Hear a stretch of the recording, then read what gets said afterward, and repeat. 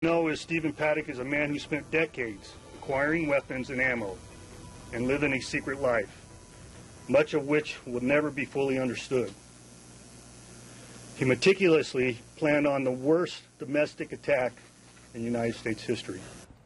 Well, the man behind the mass shooting in Las Vegas is described by police tonight as disturbed and dangerous.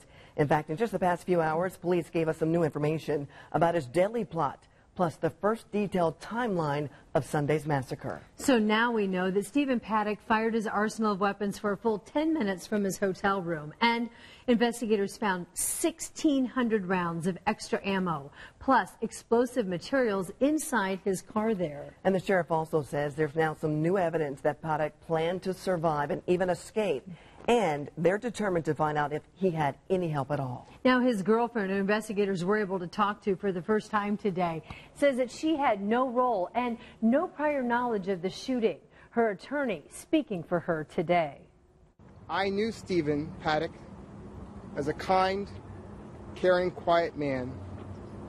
I loved him and hoped for a quiet future together with him. He never said anything to me or took any action that I was aware of that I understood in any way to be a warning that something horrible like this was going to happen. So as for her travels to the Philippines, Mary Lou Daney says that Paddock bought her a cheap ticket to her home country just 2 weeks before the attack. And while she was there, she confirms that he wired her money, that he said that it was for her and her family to buy a house. And Danley also claims she was really worried that the unexpected trip and the payment was his way of breaking up with her and not part of any plan of violence. She also says she flew back here to the U.S. voluntarily and is fully cooperating with the ongoing investigation. Now, as for the number that were injured, at one point the number had gone well past 500, but police are now saying tonight there were 489 people injured in that shooting. That total number went down due to some double counting. 317 of those victims now have been released from the hospital as of tonight. And all of these new updates tonight are coming as President Donald Trump returns from his trip to Las Vegas. He and the First Lady spent the entire day there meeting with survivors and their families, along with doctors and police. The president praising the first responders for their bravery and heroism. He also promised to be there for the victims. He said 100%.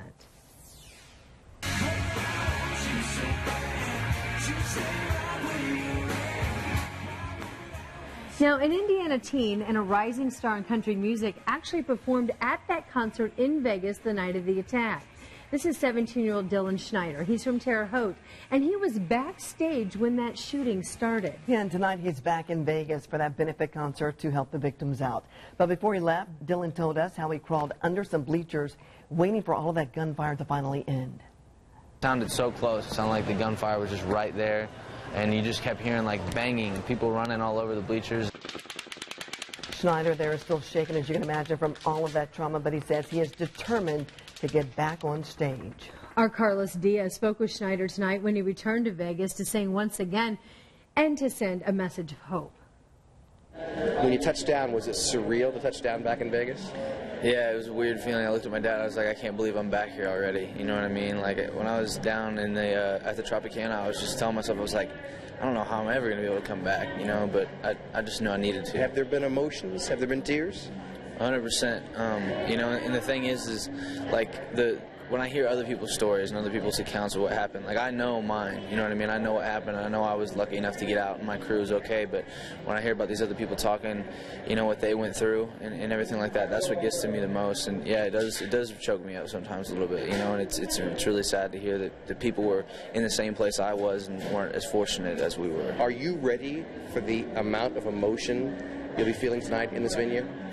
You know, I really don't know. I was thinking about that on the flight over here. I was like, I don't know what it's going to be like on stage, you know, or being out here like with all these people and being around the music. Like, you know, I just kept saying hopefully tonight is going to be what Sunday night was supposed to be. A good time, you know, and people will enjoy themselves. In an ideal world, you'd want that, but there's no avoiding the emotions. It's going to be hard regardless, you know what I mean? But we're all out here for a good cause, and we're going to, you know, hopefully, you know, raise some money and change people's lives in a way, you know, that not a lot of people get to do. So I'm excited to be here and be a part of it. What's your message for everybody out there after you've been through what you've been through for the past few days?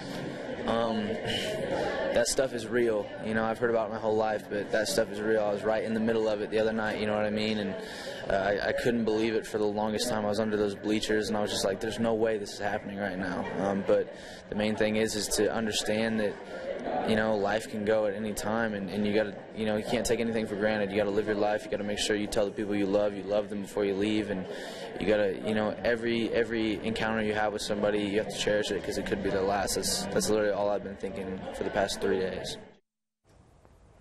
All of that money raised at the concert tonight will go toward helping those injured in the shooting from Sunday. Now, the official GoFundMe page for the victims is continuing to grow. It's now up to $9 million in donations, and we have a link to it posted for you at WTHR.com.